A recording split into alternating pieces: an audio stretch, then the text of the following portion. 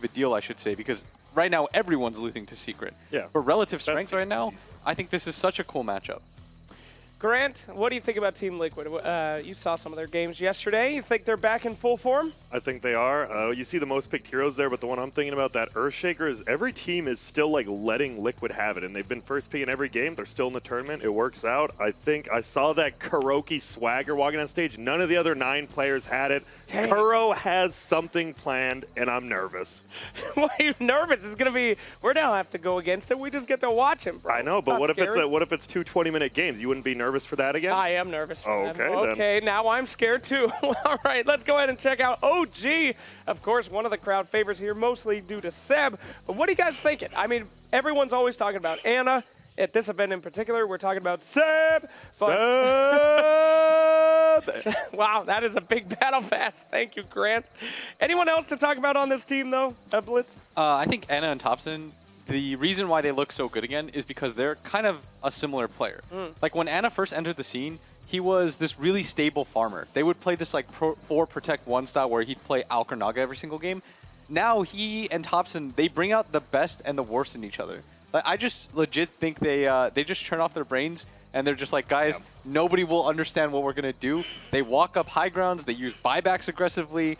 They just set their own sort of meta and their own sort of tempo. There's not really a player like either of them, especially Thompson. There's not a player that you can say like, oh, that guy plays like Thompson.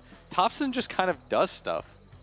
And it's really feast or famine, right? Because, I mean, he won TI, but then, like, you watched yesterday and, like, his middle player just, like, ugh. Like, it definitely is, like, super feast or famine. But I'm looking, the big boy at the bottom, No Tail, his ABBA. I mean, it's going to get banned, so I guess we don't have to talk about it. Well, we should. Okay. Why should it get banned? Because he pretty much won him every game. They stomped VP in 20 minutes, and the only similar hero was ABBA in both games. I think that hero is just so good right now, and No Tail's the best at it. Like, it's crazy to say, like, he's better than Puppy, he's better than Solo, but he is the best ABBA. Now, how come nobody talks about JRX, though? This is a guy that makes a lot of stuff happen, but almost like the banning phase now. People used to first ban JRX every single time, all of his heroes.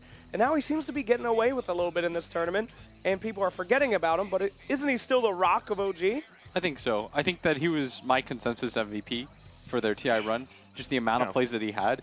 He just keeps things together. Because like I said, I think that Anna and Thompson, they're super YOLO. Like they just don't really play like anybody else, and so they need some stability. Like, and that's what No Tail and JRX provide from them. Because with JRX, you get somebody who just always makes a play. He's very stable overall. It just kind of comes down to me for the cores. Like, that's the reason why I think people don't really talk about JRX, is because OG's performances rely on, like, how much chaos can Thompson create, how much farm can Anna get on the map. These are the things that matter for me more. And also, like, he's playing just the same hero over and over. And, like, people want to be like, oh, Thompson's playing Pugna, Queen of Pain. Or, like, JRX are like, oh, okay. He's just kind of playing, like, Earth Spirit, Earthshaker, whatever. But he is, as Blitz said, he is the staple. Absolutely. And 2 of our happiest players here, as we see Matuma Man, arms out, reach for a hug. And Anna says, okay, let's do it. Let's hug. Let's be friends. That's a real Disney story right there, ladies and gents. What do you think about these position 1 carries in comparisons? I think Matama Man, right, it's always been the thing. He is the position 1 carry, but he's usually the more sacrificed player on Liquid. So, like, all his numbers are going to be lower, which they are. Sure. But the fact of the matter is he's like the Viper player, the guy just like, I'll sit here, I'll absorb some farm. Meanwhile, Anna's like, I'm going to get farmed and just straight up carry the game. Yep. I always call Matuma Man the green boy. Yeah. Because he picks green heroes, and he also makes that cheddar. Wow, but, thanks. No problem. That's a cool stat. Do you have anything for Anna? What would sum up Anna? Anna, I think, is... Honestly, I think in terms of mechanical skill, he's way up there. God This guy gamer. is... Yeah, he's fearless to a T. You remember when Sumail first popped on the scene? And he just, like, Similar. was down to die 20 times? Just so that he could try to dominate a game? Yeah. For me, Anna is that same kind of boom or bust player. At TI, we only saw boom. You can see his performances yesterday where they're going to do some crazy stuff for him that he might suggest. But for me, Anna's like the coolest player in Dota. He screws off for like half the year. He comes back. He's like, all right, boys, first land back. It's time to just win a TI. He comes back here. He's like, all right, I'll carry you guys to the upper bracket again. It's just like he comes out of retirement. You know, they pull him back one last ride.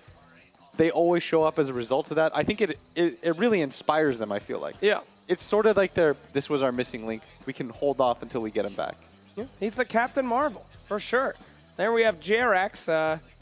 Well, that's a sad picture. What's going on there? I don't know. But GH looking confident, looking strong. I like it from Jerix because he's like trying to hide what he's going to do. Like, GH, like, you know he's going to be a positive player, but is Jerix mean? Is he not? Like, you're right. He's going to dominate you in the game. And once again, I always look at that bottom one for supports. Average support, items purchased.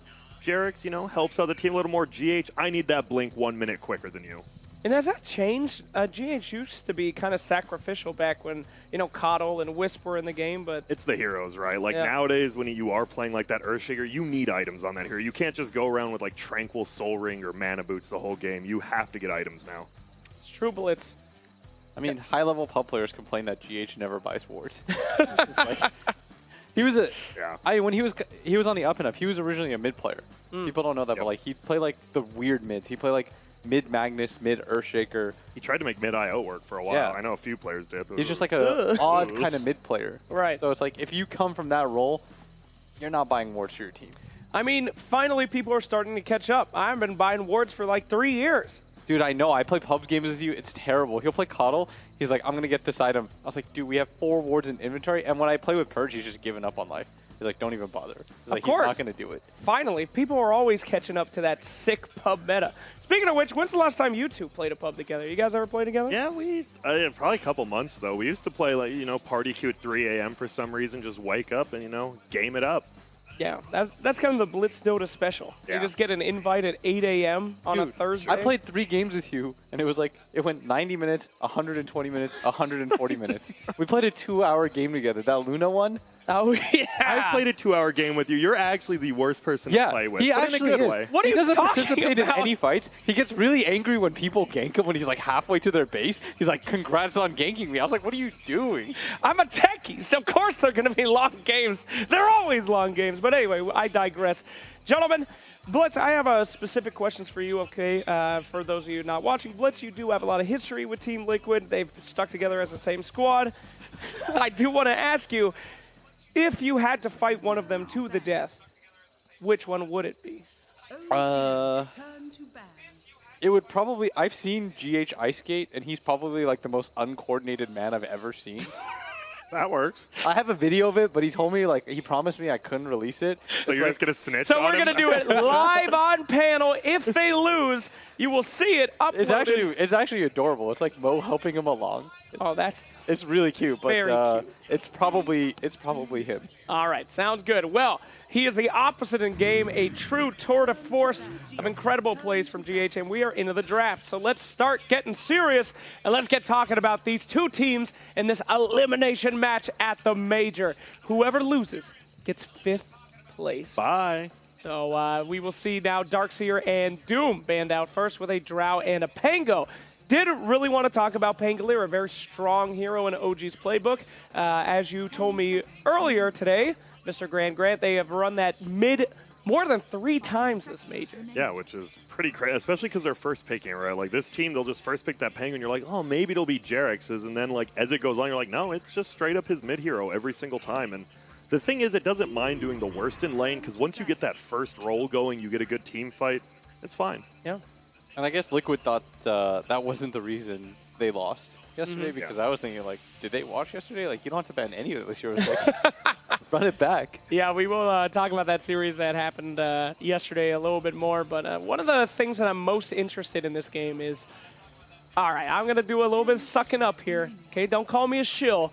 But I feel like True Sight was actually really good in giving us some good perspectives on how these teams think. And they're both kind of similar. Seb and Kuro both play these games like, let's not worry about the other guy. Let's focus. Let's have fun.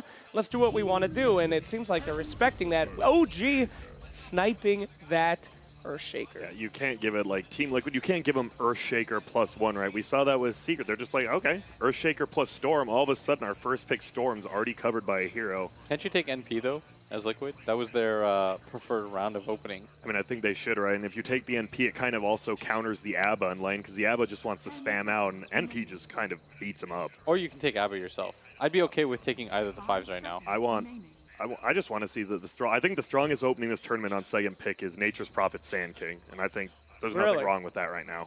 I mean, Sand King is not the strongest. I mean, he's a good one, but you really think that that's the best opening you could possibly In the second pick, I do. I see. I think it's like just because you can always play him in the Nature's Prophet in 3. They go to Whoa. Rubik. Okay. We were half right, Grant. We were. And I like the right Rubik. Fisher is actually one of the best non-ultimate spells to steal in the game. I think you do need a damage dealing support, though. If you take Rubik, the downside of having Rubik on your lineup is that like he has a lot of cool functions. Like you get to steal spells, obviously.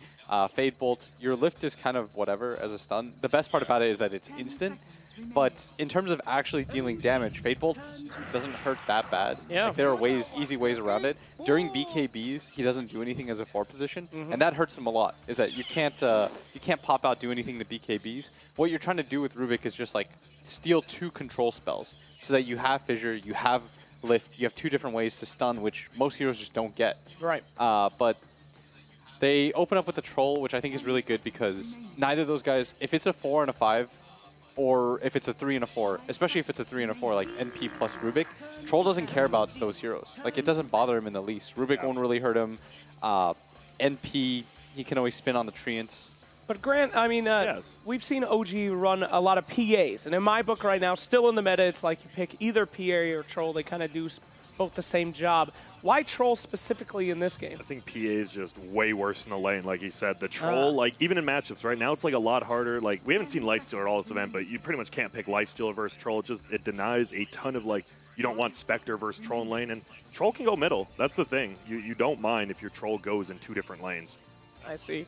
So we have the Razor band out, as we saw a fantastic game yesterday with a Razor coming out there on Matumba Man. He didn't really do anything but static link heroes, but he got full duration static links. That's all you need. I mean, he had hardly any kills. And that hero is still, I don't know. I think Razor is more broken than teams are getting credit for, because you actually you can just lose your mid lane straight up or wherever you want. You go to the jungle, you have level 4 in your passive, and you're farming the jungle quicker than the old Viper used to. Oh, that is a scary sentence right there. It is, because you have your ulti, right? Your ulti helps you farm so quickly in the jungle. You clear like 5 camps, you can stack them all with Plasma Field, but it's gone, so, you know, be cool. Winter Wyvern, speaking of cool, great pick against Troll Warlord to make sure that even if he can't die, whoever he's hitting can't die, so that's pretty strong. And our last ban coming out from Liquid, they're going to take some time on this one most likely and really think about what that strategy is.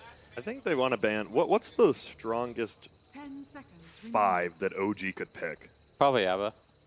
Yeah, I think maybe just ban, but apparently they don't want to pick. The problem with Abba is, like, he's strong in lane, but if you do get tri-laned, Abba feels pretty bad in those. Yeah, and he's also really bad at dealing with heroes that pull waves or stack. Like, if you cut the wave as, like Centaur, for example, Abba can't really do anything. He just sort of watches you do it. He throws some mist coil, says hello, and just kills him anyways. Now, most teams are kind of... Okay, so it is a 3-4... They're like one of the only teams playing it right now, because we even saw on the GH screen, actually, it said, like, Lich was on there, and I'm like, I forgot about that hero. But the physical, it's just so good. Like, in laning phase, in mid-game, it's like this save that also is an aggressive save, because you just chase people down with the slow. Yeah. I think you need some more, like, long-range control, or, like, a better... I think you need a better way to start a fight on Liquid right now with one of their 2 cores. I mean, there's 2 ways to do this. Either A, you pick something like Dusa, and you just walk her down lanes. Like, I think Dusa, the best part about her in this, like, these drafts lately is that she just fills in a lot of weaknesses. Like, your lineup doesn't have a lot of stuns. Well, we'll take Dusa because, you know, she can just march down lanes and win the game by herself. Yeah, like we saw LGD versus VP. You definitely, with the, like, now with people knowing the AM versus Medusa lane is pretty good. I don't think Liquid can pick it right, because then OG would have that counter pick on the 4th. I mean, okay, so they do take Abba. I think Liquid, this is a fine Dusa game. Because I don't think OG does enough. Troll? I mean, I think AM Troll is like a really mediocre, like, dual lane, or like a... dual core. Yeah, dual core. I just like, because I think AM just destroys the lane. And then Troll, right? OG is one of the few teams that'll do, they did Vlad's Troll already. Like, they're not afraid to, we don't need Battle Fear. We'll just, I think it went Vlad's BKB or Vlad's Death Zone, they just run at you. And I think Medusa just falls off if they steal your stacks, right? Because Troll can steal a Medusa's stacks. Oh, that is a dirty move. It is. I'm surprised we haven't been seeing it more. Like, stacks are pretty much just going uncontested. It's like back at TI4, TI5, people are just letting you do stacks with like Tide Hunters, Medusas, and I guess you're just scared to go on their side of the map. Hey, you risk a lot. And there you go. You guys called it. Yeah, I would do it. I would AM him right now. I know you don't like it, but I would. But that's why I think, do it. like, Liquid, I was pretty sure of the Dusa pick because if you look at OG's lineup, their heroes don't really do anything to the Dusa. Like, Earthshaker, people think of, like, the big Echo Slams, but if you, most of the time, Medusa's just isolated. And if you Echo her, it deals, like, 200 damage. You don't really find the opportunities to kill her. I think I saw that game, actually, where Liquid ran Dusa against an Earthshaker. He would, like, use his full combo kit, dent the mana shield, and against Troll, she's great because of the Stone Gaze. Like, when he pops his ult, he can't do anything about it. He's going to get Stone Gazed. And then Abba deals 0 damage. I think Bat is a good response because it's good against all of Liquid's heroes. It's good against the Nature's Prophet. It's great against the Dusa. But then I think if you're Liquid here, you might consider taking something like the Lifestealer. And then you can have this, like, dual frontline core. It's a good laner against... it's a great laner, actually, against the Batrider. It doesn't die against any of these heroes. Yeah. Like, if you think about it, you can't root during Rage. I think Lifestealer is most likely the hero that I take for Liquid, depending on what OG picks last. Yeah, and I do like the Batrider versus Medusa. So, like, you don't do the most damage, but it's like the one hero that can take them out of position, which is nice, because Rubik, unless he has a Blink or an Aether Lens, he won't be able to, like, save that. And so they take Monkey King. On Monkey. I mean, they're doing it kind of like yesterday, right? They got to win this game reasonably early, it feels like. Yeah, okay, so they take Weaver. Weaver? Which is it's like it's the same concept as Lifestealer because I think there's 3 heroes that lane well against Batrider in the safe lane. It's Weaver, Lifestealer, and Juggernaut. Yeah, because all 3 of them have a way to deal with the Batrider sticky napalm. I guess Faceless Void to a certain extent because you can time dilate him, but yeah. I'm looking. It's pretty much OG. They didn't pick as crazy heroes like the Ana Bounty Hunter, but they're playing. It feels like, you know, with Troll, obviously you can Battle Fear, you can go late, but that's not really their style. OG, they want to take this 25, 35 minutes in, just run over them. But if this Medusa does stacks, it's going to be tough. But I believe in OG. I think they can do this 25. You have a Monkey King, Batrider, and Troll, some of the best mid-game cores. You just run at people. Yeah. You don't want to fight in Wukong's command. You don't want to fight into Firefly and all that. There's an Abba saving them. There's that big... Oh, it's the Earthshaker. I like OG. I really do. I think it's tough. But do they have enough to stop that Weaver from getting out of control, Blitz? They have enough to even touch the Dusa and be able to kill her? I think Weaver is actually the hero that made me go away from Liquid's draft. Because before that, I was a big fan of the Dusa. I thought that there was no heroes that countered it in OG's draft. But I think Weaver right now is just a weak hero. Yeah. I think I favored Liquid heavily until the Weaver pick. So I guess I'll go with OG, but that's like a reluctant. Okay. Because the Earthshaker Gentlemen, can jump on top please, down. please calm down. No, we are going over to the game. We have some great casters over for you, so let's get started. Game 1, Liquid versus OG. Throw it on over them. It's action time. That's right. Our wonderful analysts wanted to be able to break down the entire game, but they got to leave a little bit to us. Cap, Tsunami, what do you think, Tsunami? I mean, this is going to be an interesting matchup. Former TI champs against former TI champs. Chance for redemption for both teams. TI7 champions looking for redemption and OG looking for redemption after yesterday. Yeah, that was definitely a rough game yesterday for OG, so they're looking to be able to bounce back in this lower bracket. We'll see whether or not they can do so against Team Liquid. OG contre Team Liquid. Game 1. Game 1 between these two Dota giants. Tsunami, you heard the analysts break down some of the draft. How do you look at it? So I know Blitz was very apprehensive about the Weaver, and I don't blame him. It's just that a lot of teams like Weaver, specifically against this Batrider. If you can't get like the Lifestealer, which just hasn't really been a hero this game, the Juggernaut, then more often than not we're seeing the Weaver. We saw the Naga Siren every once in a while, and that one just ultimately was proving to be a little bit too slow. If you already have the Medusa, why not get something a little bit faster? Why not go for the Weaver? Then on the OG side, we had this last pick in the Monkey King, which is going to attempt to be the Medusa counter, right, with the Diffusal Blade and Wukong's command combo. It is, that being said, this matchup is a lot different than it used to be when it comes to the laning phase, right?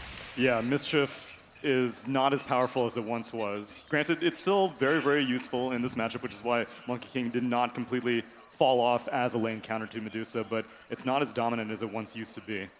Granted, I'm just happy to not see Thompson on Pangolier. Yeah, that was a rough time. We are going to have the Medusa Monkey King matchup made as expected. The GH is actually going to show up to lane, though, almost immediately. Probably going to make his way over to top, where the Furion is currently all alone. Mind Control trying to battle it out with No-Tail and Anna. Of course, all this harassment damage is all going to be for naught, because it's just going to be miscall charge after miscall charge. As you can see, No-Tail is actually using it to be able to get CS now on some of the Treants. And eventually he'll just get himself killed and come back to lane. Give him 5 more mana, and I'm sure he'll kill himself with a smile on his face. This is I would love, look at GH. I think he really wants to see if he can go for it, somehow snipe away that kill, but No-Tail hides very deeply inside of the trees. He took Fade Bolt. Could have happened, but No-Tail was wise. Jarex actually blocking out that little medium camp right next to the Radiant side, which is a very common advantage for Radiant, and a good farming spot for a Weaver, just stacking that up. Seb's taking a lot of damage here in this bottom lane, but has enough sticky napalm stacks that Liquid don't feel comfortable going for the dive just yet. They're going to go for it now, though. Shikuchi's already done so much damage. Matumban's going to take a decent amount of damage from the fire and the tower shots, but not enough to die. He secures the first blood on Seb and stays alive. And the Frost Shield. Oh, the Fissure from the shadows. Jarex snipes it. Managed to pick up a big kill there on Matumba. That's 400 gold for Jarex, and now he's gone because of the Boots first build. He can almost have his Arcane Boots already. That's money in the bank. We'll see what Jarex wants to do. He immediately grabs an Invis Rune, starts TPing top, so he is not slowing down anytime soon. Sees GH, but he's got plenty of time left on this Invis Rune. Ideally, he's looking for a mind control block. You could get some sort of sick Fissure block here against the cliff, considering where GH is position himself. Oh, the tree's been eaten. Might not be possible now. He's just going to shadow him for now, waiting for his opportunity. It's a little bit difficult, though. He's only level 1 right now. So close to level 2, just 2 experience away. Is he going to go for the CS, maybe? Trying to block mind control a little bit. Honest, Control finishing coming it in. off. Tries to get it with the Fate Bolt. GH does manage to get that bigger creep. Now he goes for the Fissure block, actually misses it though. GH on the other side. Jarex just gives him a couple swipes, but he's actually blocked out by the Strands. Now tossed up in the, oh no! Jarex, you spent all this time invisible for what? No-Tail, he's going to be chased down by GH, actually gets that kill. And Jarex, well, he's got no way down. He's got no TP scroll.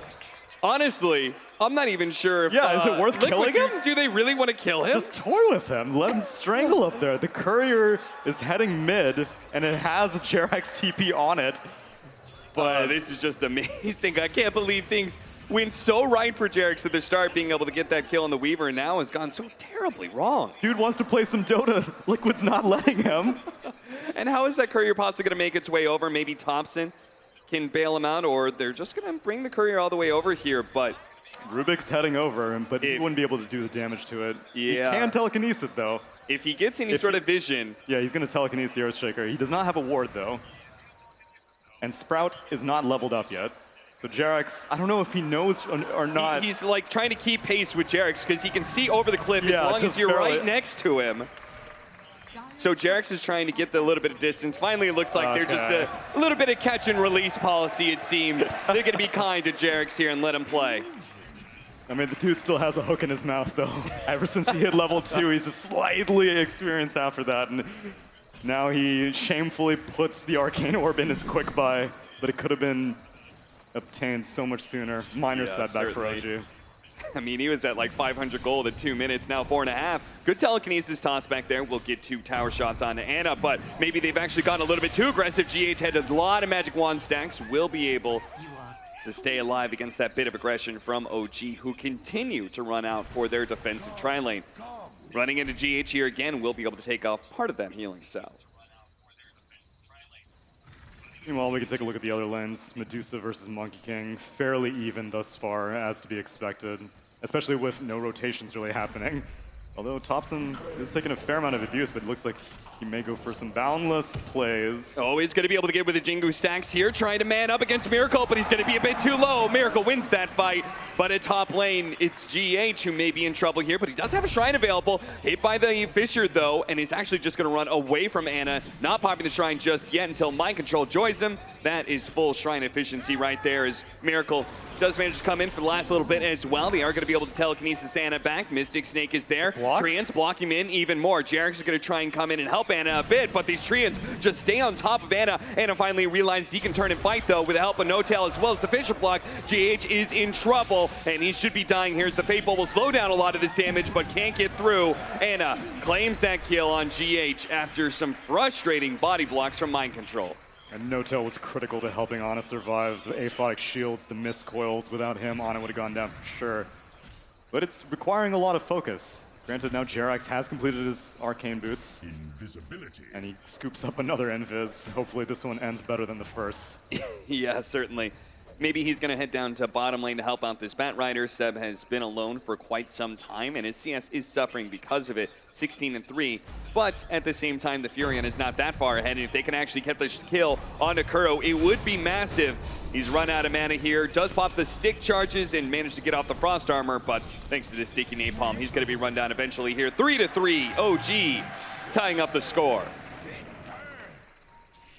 Things are looking good, at least far better than they were in the Secret game, and that's currently my benchmark for OG early game capabilities. That is true. It doesn't look like this is going to be a record-breaking loss for OG just yet. Monkey King's doing well in the mid lane, Troll Warlord's doing